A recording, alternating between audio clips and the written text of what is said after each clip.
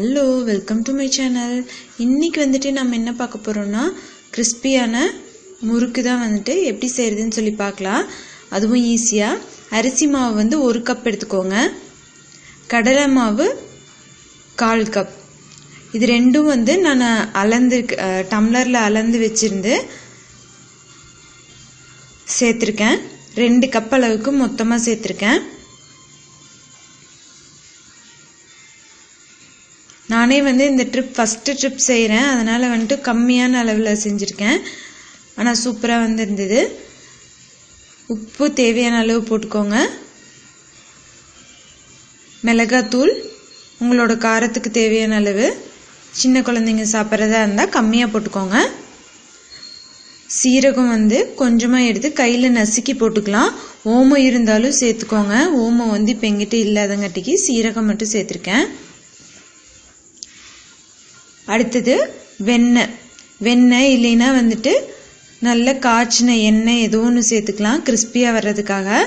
இது வந்து வீட்டிலேயே எடுத்த வெண்ணெய் வந்து எப்படி எடுத்து நெய் காய்ச்சறதுன்னு சொல்லிட்டு ஆல்ரெடி வீடியோ போட்டிருக்கேன். அதோட லிங்க் வந்து டிஸ்கிரிப்ஷனில் இருக்கும், செக் பண்ணிக்கோங்க. தண்ணி வந்து கொஞ்சம் வெகுன்னு வச்சு நல்லா பிசைஞ்சு எடுத்துக்கலாம்.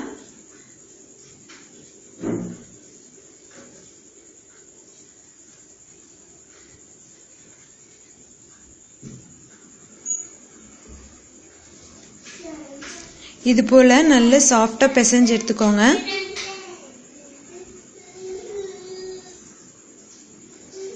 இப்போது முறுக்கு புளியற குழலில் போட்டு சுற்றி எடுத்துடலாம். இதில் நிறைய அச்சு இருக்கும். உங்களுக்கு எந்த ஷேப் வேணுமோ அந்த ஷேப்பில் முறுக்கு போலியும் புளிஞ்சிக்கலாம். நான் வந்துட்டு இன்றைக்கி சும்மா ஃபஸ்ட்டு ட்ரிப்புங்கிறங்காட்டிக்கு ரொம்ப ஷேப்பெல்லாம் இது பண்ணல.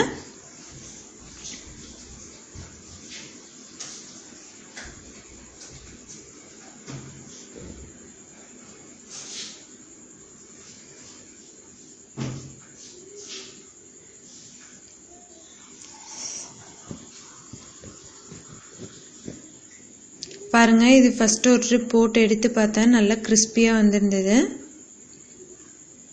இப்போ அந்த பபிள்ஸ் எல்லாம் அடங்கிருச்சு. நம்மளோட முறுக்கு வந்து ரெடி ஆயிடுச்சு.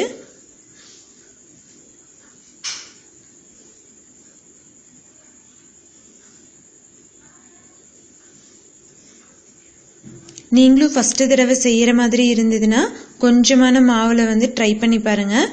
நல்லா வந்ததுன்னா நீங்கள் அதிக குவான்டிட்டி போட்டு செய்யுங்க. முறுக்கு நல்லா டேஸ்ட்டாக இருந்துச்சு. நல்லா கிறிஸ்பியாக எங்கள் அம்மா செஞ்ச முறுக்கு இருந்துச்சு. என் தம்பிக்கும் பாப்பாவுக்கும் நல்லா பிடிச்சிருந்துச்சு. நீங்களும் செஞ்சு பார்த்துட்டு கமெண்ட்டில் சொல்லுங்கள். தேங்க்யூ ஃபார் வாட்சிங்.